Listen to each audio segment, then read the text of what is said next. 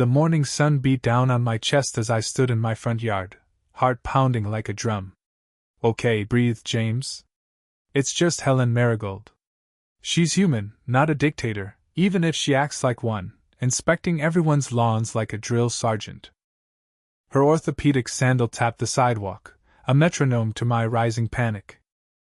"James!" Her voice cut through the muggy air, sharp as a tax notice. Helen stood by my lone lawn gnome, clipboard raised like a weapon. Her pastel dress screamed fake cheer, clashing with the fury in her tightly coiled hair.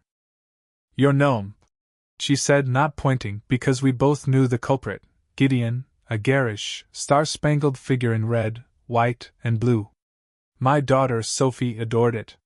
That's why it violated Section 4, subsection C, paragraph 12 of the Willow Creek HOA bylaws. "Helen, about Gideon," I started, voice shaky, aiming for calm but missing by a mile. "Section 4, subsection C, paragraph 12, she recited, cold as a bank vault, states all lawn figures must be earth-toned. Is star-spangled red an earth tone in suburban Indiana?" "It's for Sophie," I said tightly. "A gift. But we need to talk about the Harmony Fund. The transfer for Sophie's therapy didn't clear today." Helen's manicured nail tapped her clipboard. "The Fund for Community Wellness?" Flagged for discrepancies. "Discrepancies?" My voice spiked. "It's for Sophie's physical therapy. The neighborhood raised that money, bake sales, car washes. You can't freeze it." "Bylaws, James," she said, eyeing a stray weed in my yard. "They're the line between order and chaos. Access is restricted pending review." Her gaze hardened.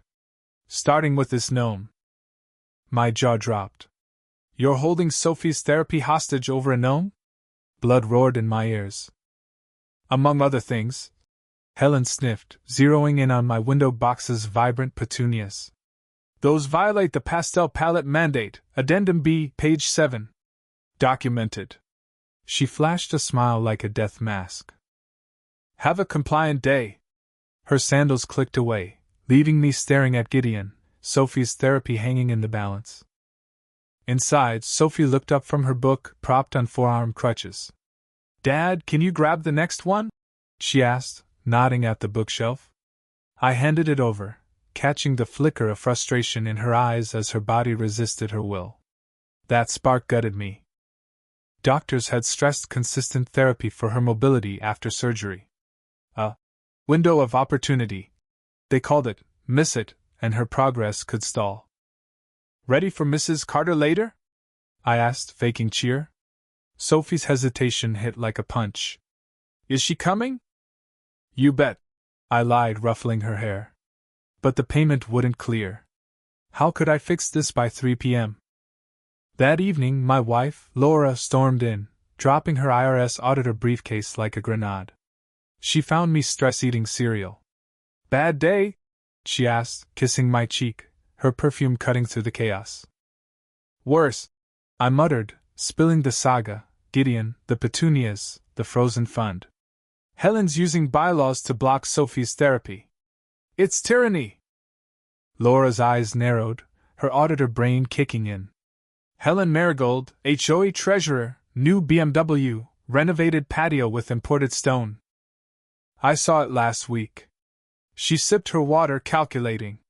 Interesting financial patterns. "Laura, focus. It's about Sophie, not Helen's patio." "Maybe it is the point," she said, voice low, eyes glinting. "Leverage." "Leverage?"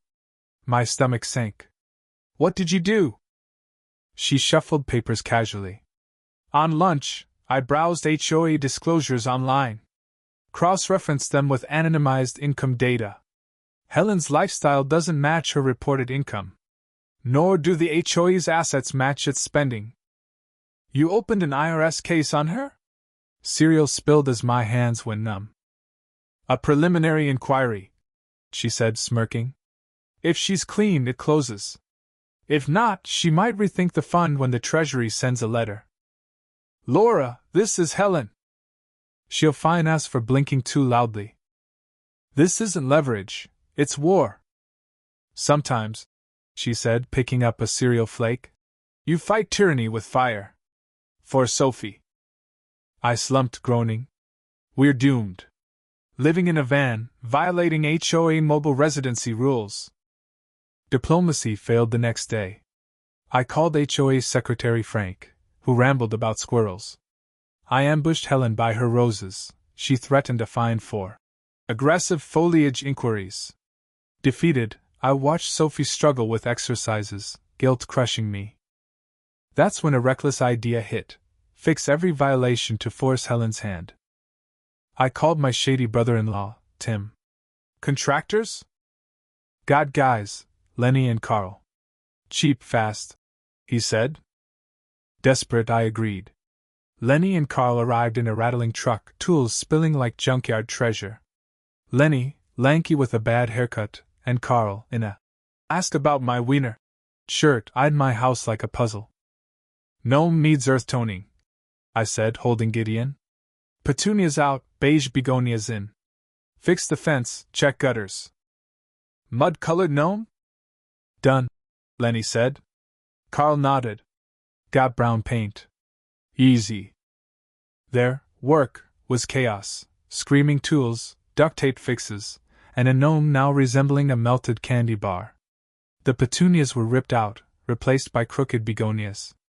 The fence, patched with scrap wood and a hubcap, leaned worse than before. Gutters fell, showering Helen's azaleas with debris. She glared from her window, clipboard ready. Gossip spread. Neighbor Mrs. Walsh cornered me. An IRS audit on Helen? A vendetta. Heard anything? First I'm hearing, I lied, sweating. Laura came home smug. Inquiry notice sent.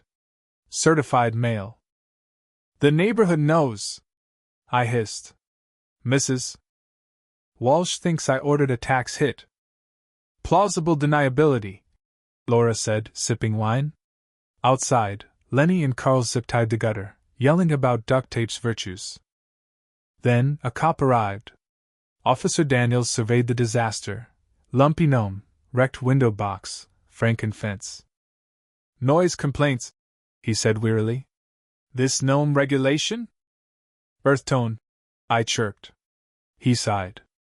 Wrap it up. Keep it down. Desperation turned to spite. One night, I swapped Helen's compliant home mat with Gideon, planting him at her door. It felt good, and terrifying. Neighbors ignored my pleas. One griped about Helen's cat. Catastrophe hit with an HOA bill taped to my door. Emergency violation remediation. It listed Lenny and Carl's messes: non-approved fence, soil erosion, gutter liability, plus a fine for the gnome swap. The total was crippling. Laura paled that night. My boss says the audit's big: wire fraud, maybe money laundering. He asked if I'm connected. I could be in trouble. Then Sophie fell, crutches splayed, trying exercises alone. I'm okay, she said, but her fear cut deep. My fault. All of it. Late that night, staring at the bill, I broke down. I made it worse, Laura. The cops, the neighbors, your job, Sophie's fall, all because of a gnome.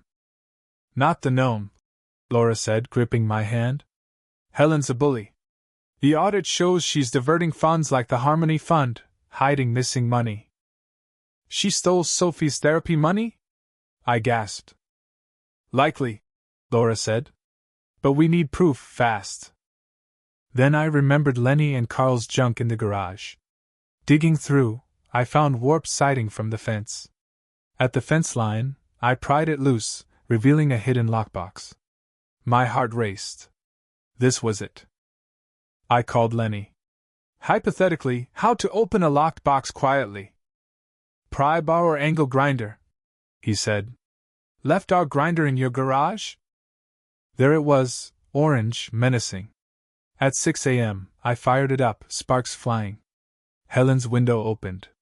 James! What are you doing? She shrieked. Fence maintenance! I yelled, cutting the lock. The box opened, revealing ledgers, dates, transfers. Harmony Fund, Sophie Therapy. Proof of theft. Helen stormed over, silk robe flapping, but froze seeing the ledgers. Her face went white. Sirens wailed. Officer Daniels arrived with another cop. Neighbors gawked. Laura ran up, waving printouts. Officer, I'm Laura, IRS. These ledgers show HOA embezzlement by Helen Marigold. Helen stammered, excuses crumbling. Daniels sighed. Ma'am, come with us. To me. No more grinders at dawn, please. Days later, my yard was calm. A real contractor fixed the fence. The HOA voided Helen's bill and released the Harmony Fund. Sophie walked to therapy, smiling, her crutches steady. Laura handed me coffee. Funds restored, with an apology. My boss gave me a commendation. Fraud bust looks good. I grinned. Next time, let's talk before sicking the IRS. Mrs. Walsh scurried past, nervous. Helen faced jail. The HOA scrambled to fix her fraud. Neighbors whispered, hero or maniac? I sipped coffee, spotting a new, earth-toned frog by the window box. I laughed. Worth it.